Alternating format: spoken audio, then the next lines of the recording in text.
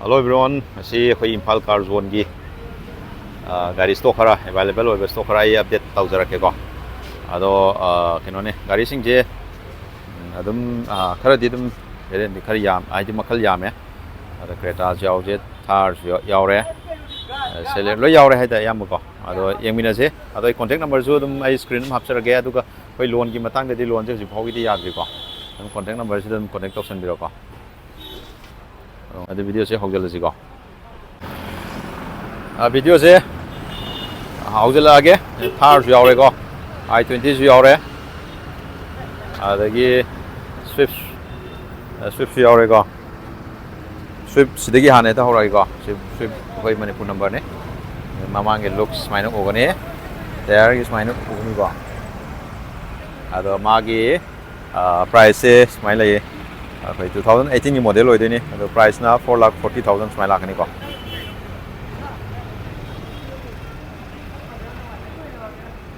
aduga mathang da mu Creta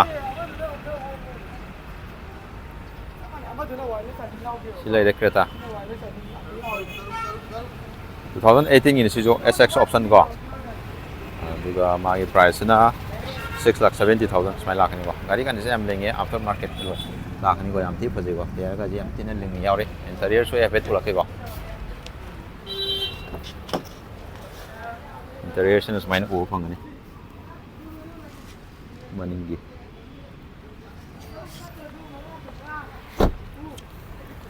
adagi Swift sijo manung lak aduga sina I20 2019 ni ko gari di kitang di mo le silai ko ada magi kano ne asta ni ko manung je ya pe jangan jar ke sini interior ga di am nali he am padana ada magi price di manje 5,30,000 mai lakh ni ko gari di am tang kapho ti mong ti tar ni mai lakh ni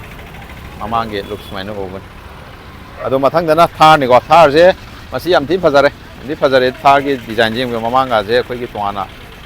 Rubicon design duni ko happy je 18 inch ke tire duni Thar oi 4 ni ko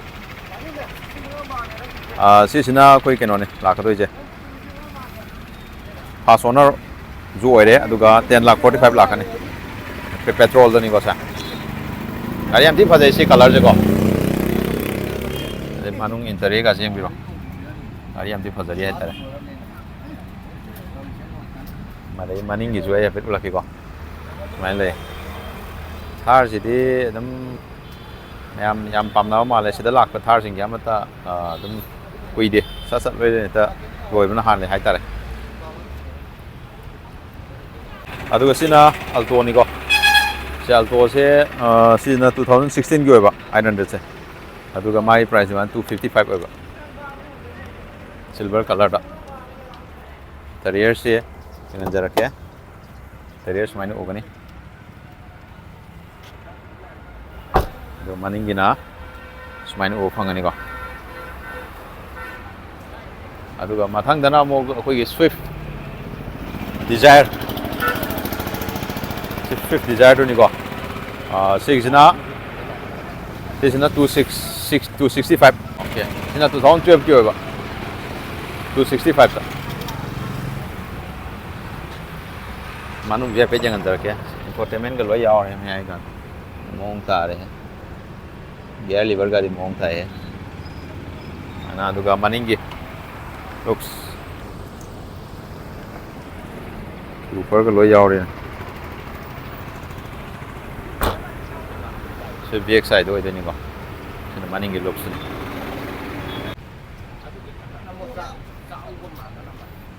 si celerio yang bio celerio de auto gear ni ko pi nga na thau du su yam na noi ga do ba 19 gi hai tare ko 390 lakh ni ko ma ge price na ni mamang gas so see this minor maning ju ulake manung ju pe do ulake ko sini infotainment ga mai ga lo yaw jare ko pra black interior ni ni ZX side da automatic da pam bi sin housing ne ga si di fogger rear for lo yaw re ko adu asina khoi ge Grand i10 ko sports ta aduga magi 2000 sina 2018 ko interior si yang si interior gi si lai re ko infotainment me ga loi yaw ko steering mounted control ga yaw re sina the maning gi looks ko ran 10 1.2 ni ko sports ka ado 360 oi den ko magi demand price na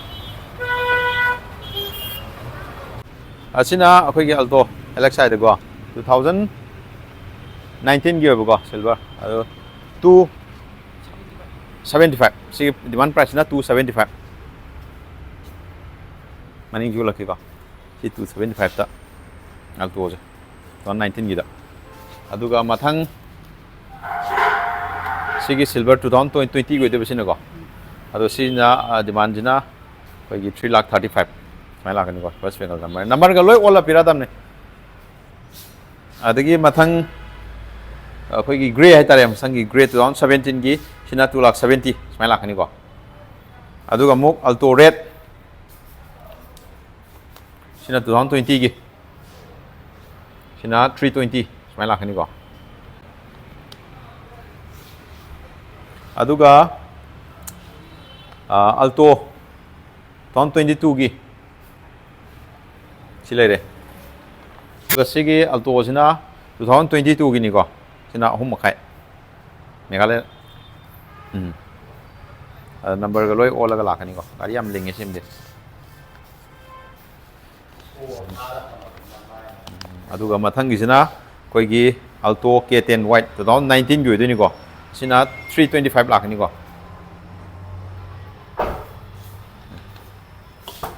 manung gi mai lak bu phangani ko aduga sina maningi DXI oi deni ko sija aduga mu mathang da mu adagi Swift 2015 gi ni ko sina 3.40 mai la ni ko after market eroi la gari yam phajai sim de interior black mai la kani ko maningi sui jeng anjar ke DXI oi deni ko sana number loi sensor la kani ko aduga mathang da Celerio red color gi sina 295 lakani ko 2016 gi den sina mo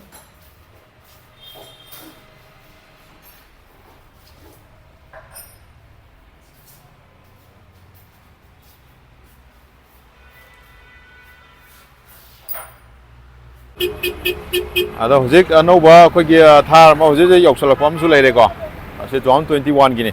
hujik ta khoi gi 2021 gi ni ko petrol de ko sina 10 tara smai lakani ko age and my front looks mai na go phangani ko yam keno contact number ma hapcharam ge contact number je contact option biro ko yam maning ju pet ulaki ko